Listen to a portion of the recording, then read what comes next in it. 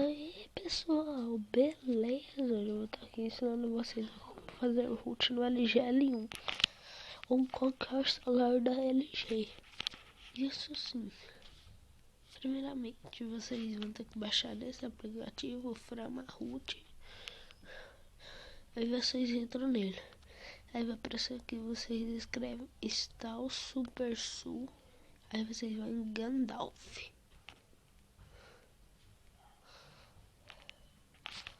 Pronto, vocês foram em Gandalf.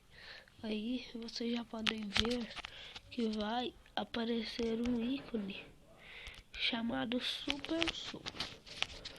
Aí pessoal, com esse ícone, seu celular já vai ter root.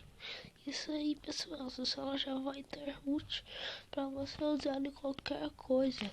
E para você tirar o root, é só você entrar no Framaroot de novo e ir em Aragorn. Eu não vou tirar por causa que eu estou usando ele no momento. E é isso aí pessoal, valeu, falou-se.